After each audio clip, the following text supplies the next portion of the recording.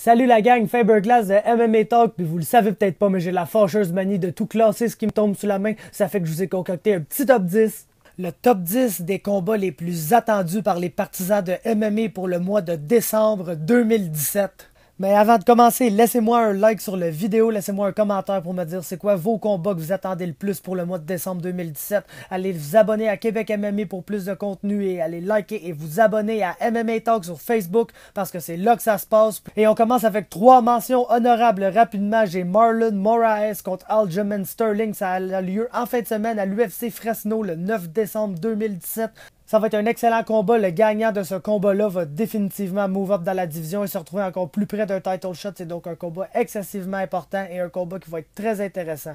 Ensuite, Cub Swanson contre Brian Ortega. C'est le main event de cette même carte de l'UFC Fresno qui aura lieu le 9 décembre 2017. Et Cub Swanson avec une victoire est probablement le gars qui ferait son argument pour être le number 1 contender contre Max Holloway si Frankie Edgar n'est pas prêt à revenir rapidement. C'est donc un combat excessivement important pour lui et il affronte Brian Ortega, un gars qui n'a à la fois jamais vraiment gagné un combat dans l'UFC et qui n'en a jamais perdu un non plus parce qu'il réussit toujours à sortir une soumission hors de nulle part à tous ses combats. Donc un excellent main event à prévoir ici.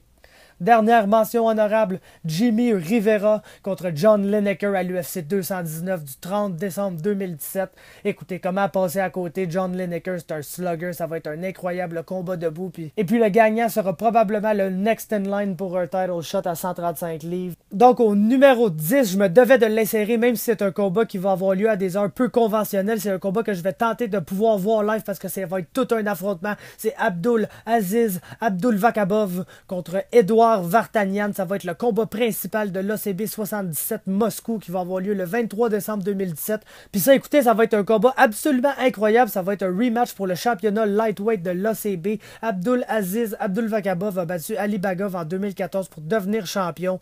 Il a défendu son titre depuis contre Vartanian et contre Bagov. Donc le combat contre Vartanian sera un rematch d'un combat qui a lieu en 2016. Ça a été un TKO au premier round en faveur d'Abdul Aziz qui a ensuite défendu son titre à un autre TKO à la fin du premier round contre Ali Bagov, mais ça a été son dernier combat, c'était à l'ACB 48 en octobre 2016. Donc Abdul Aziz, qui est inactif depuis un bon moment, ACB a dû couronner un champion par intérim. Et puis c'est Edouard Vartanian qui s'est retrouvé avec ce titre parce que depuis cette défaite, lui, il n'a pas chômé. Il a gagné 4 victoires consécutives, donc contre Alexander Sarnavski et contre Andrei Koshkin, une décision de 5 rounds à l'ACB 71 pour devenir le champion par intérim et officialiser ce combat de titan qui aura lieu à l'ACB 77, le combat principal. Et ces deux gars-là, à la base, sont deux des meilleurs lightweight hors de l'UFC et aussi deux prospects qui n'ont pas fini de se développer puis qui sont en train de rentrer vraiment dans les meilleures années de leur carrière en ce moment même. Et puis, c'est des gars qu'on pourrait voir dans l'UFC, mais aussi des gars qui sont très populaires en Russie et qui vont peut-être rester là parce qu'ils font un bon paquet d'argent là-bas. Ça va être intéressant de voir à ce niveau-là. Et puis, c'est définitivement un des combats que je surveille le plus pour le mois de décembre. Donc, Abdul Aziz Abdulvakabov et Edouard Vartanian à l'ACB 77 à Moscou. Au numéro 9, c'est un combat que je ne voulais pas m'admettre à moi-même, que j'avais très hâte de voir. Puis plus que le temps avance, plus que je me rends compte que j'ai très hâte de le voir. Et c'est Santiago Ponzinibbio contre Mike Perry à l'UFC on Fox 26. Le 16 décembre prochain, c'est à Winnipeg que ça va avoir lieu. Et puis, on se le cachera pas, guys, c'est Mike Perry qui fait tout l'attrait de ce combat-là. Et puis, mon opinion personnelle sur Mike Perry, elle est pas très bonne pour être franc avec vous. Je ne l'aime pas. Je trouve que c'est le synonyme même du white trash. Et puis je dois vous avouer que j'aimerais bien ça le voir se faire KO par Santiago Ponzinibbio. Mais d'un autre côté, Mike Perry est un gars absolument hilarant. Puis il y a des moments qu'on doit même se demander si le gars se prend lui-même au sérieux tellement qu'il fait des choses complètement ridicules hors de la cage. Et puis c'est tout un personnage. C'est un gars qu'on a besoin en MMA. C'est pas pour rien qu'un combat de Santiago Ponzinibbio se retrouve comme étant un des 10 combats les plus attendus du mois de décembre. C'est parce qu'il se bat contre Mike Perry. C'est un gars qui a déjà beaucoup d'attention, même s'il est nouveau dans l'UFC. Puis c'est un combat qu'on va suivre principalement parce que le gagnant a des bonnes chances d'affronter Darren Till. Et n'importe quel combat qui implique Darren Till en ce moment nous excite après ce qu'il a fait à Cowboy. Donc Santiago Ponzinibbio contre Mike Perry au 9e rang des combats les plus attendus du mois de décembre. Ensuite, au 8e rang, j'ai Charles Jourdain contre TJ Laramie au TKO 41 le 8 décembre 2017. Et c'est un des 4 combats sur cette carte que j'ai inclus dans ce top 10. C'est le premier des 4. Vous allez peut-être être surpris parce que c'est le combat principal du TKO 41 et puis c'est un des combats les plus attendus par tout le monde. Personnellement, il y a d'autres combats que j'attends plus que celui-là. C'est un combat de prospect absolument incroyable. Le gagnant de ce combat-là va être destiné à de grandes choses. Le perdant aussi probablement, mais le gagnant va vraiment être sur la fast track au succès à l'UFC et à de très grandes choses. Donc, on n'a pas le choix d'attendre ce combat-là. Charles Jourdain qui est un peu l'image, le visage du nouveau TKO. TJ Laramie qui pourrait très bien l'être. Un must pour le TKO 41, un combat que j'ai vraiment hâte de voir. Au 7e rang maintenant, un autre combat du TKO 41 et c'est Adam Daichka contre Bakary Sako. Et plusieurs vont peut-être se demander pourquoi j'attends autant ce combat-là, étant donné que Bakary Sako n'a qu'un seul combat pro, puis c'est pas un gars qui s'est prouvé. Mais on va se le dire, Bakary Sako a toute une manière de promouvoir ses combats, puis il m'a rendu intéressé dans ce combat-là. Puis Daichka, quand tu regardes ses combats d'avant, tout s'est pas mal déroulé dans le respect avec Bobby Sullivan, Ricardo François. Il n'y a pas vraiment eu d'adversaire qui tentait de l'intimider psychologiquement dans les derniers temps, et Bakary Sako arrive là, tente de faire ça, puis d'un autre côté, le gars, ça semble être un athlète assez exceptionnel, tu sais, un spécimen physique, un gars super fort, super explosif, puis même s'il est un combattant très inexpérimenté pour Adam Daichka, ça va être probablement le combattant le plus athlétique qu'il va avoir affronté dans toute sa carrière, et puis c'est un duel qui va être intéressant, juste par le fait même que Bakary Sako, avec son trash talk, puis avec ses aptitudes physiques hors du commun, nous a rendu ça intéressant, puis on se cachera pas aussi que Adam Daichka est probablement en ce moment un des 5-6 meilleurs prospects heavyweight au monde.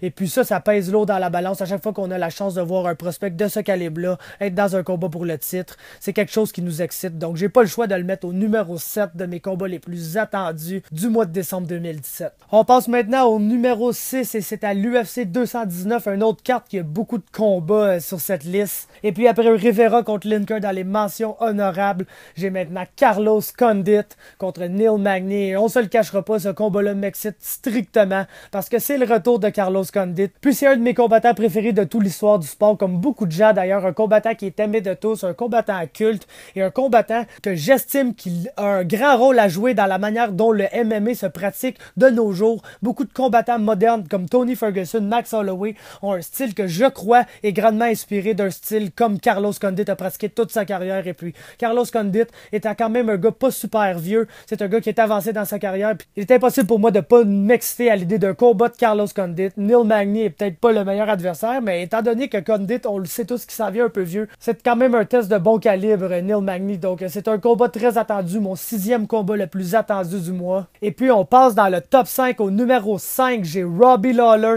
Rafael Dos Anjos, le combat principal de l'UFC on Fox 26 du 16 décembre prochain à Winnipeg. Probablement un number 1 contender fight dans la division.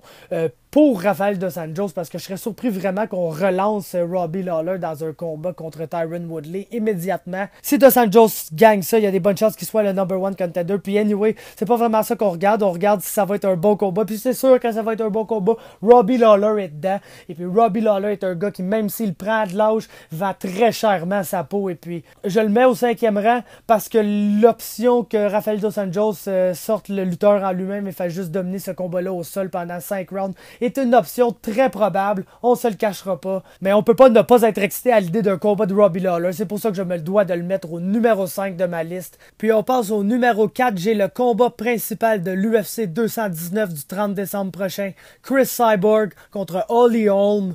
Et puis que dire de ce combat-là, Holly Holm, après ce qu'elle a fait à Ronda Rousey, c'est une fille qu'on ne peut plus voir comme un underdog vraiment dans ses combats. On le sait que Holly Holm a absolument toujours une chance, puis ça n'a jamais été la plus petite des combattantes, c'est une très grosse 135 livres, donc je ne sais pas jusqu'à quel point Cyborg va être imposante physiquement à comparer d'elle. C'est sûr que Cyborg est un monstre physique qui va être plus forte physiquement à qu'elle, probablement plus explosive qu'elle. Mais Holly Holm est de loin un des meilleurs strikers qu'on a vu en Women's MMA, de loin. Et puis son style est vraiment un style en contre. C'est une counter striker. Puis le fait que Chris Cyborg va aller vers elle en lançant des bombes, c'est soit que Chris Cyborg va avoir du succès, va toucher son menton puis réussir à la battre, ou Holly Holm va réussir à nous surprendre en plaçant de bons counters puis en dérangeant Chris Cyborg. D'après moi, c'est un des seuls combats de Cyborg qui a le potentiel d'être moindrement compétitif. Et juste à cette chose-là fait que je n'ai pas le choix que de le mettre au 4e rang de mes combats les plus anticipés pour le mois de décembre. Puis on passe maintenant dans le top 3 au numéro 3, Michael Dufort Kevin Généreux au TKO 41 le 8 décembre prochain. Et pourquoi je mets ce combat-là si haut? Pourquoi je le mets avant toutes les title fights sauf un? On se demande lequel au TKO 41. Mais c'est pas compliqué, ce combat-là est un title fight avant son temps. Michael Dufort, Kevin Généreux sont les deux meilleurs athlètes de la division lightweight de TKO. C'est sûr que Jesse Ronson est là, mais je m'attends à ce que Ronson batte Gauthier et s'en aille probablement dans l'UFC pour son prochain combat. C'est ce que pas mal tout le monde s'attend dans son cas. Donc ça va laisser Dufort et Généreux comme les deux piliers de la division. Puis c'est deux des meilleurs prospects. Autant Michael Dufort est un phenom grappler qui peut faire n'importe quoi au sol, qui est capable de soumettre absolument n'importe qui, puis qui est toujours capable de trouver une façon ou une autre d'amener le combat au sol. Mais de l'autre côté, on a Kevin Généreux qui est probablement autant un phenom debout, qui est le meilleur cogneur qu'on a vu à 155 livres, probablement un des meilleurs strikers au Québec. Écoutez, deux des meilleurs prospects. Même le perdant de ce combat-là, il a même pas à s'en faire. Il va se retrouver avec une fiche de 4-3, puis dans 5 combats, ben, il va sûrement être 9-3, puis il va être aux portes de l'UFC pareil. C'est deux gars qui vont être au plus haut niveau du sport un jour. Deux excellents prospects, deux des combattants québécois les plus excitants.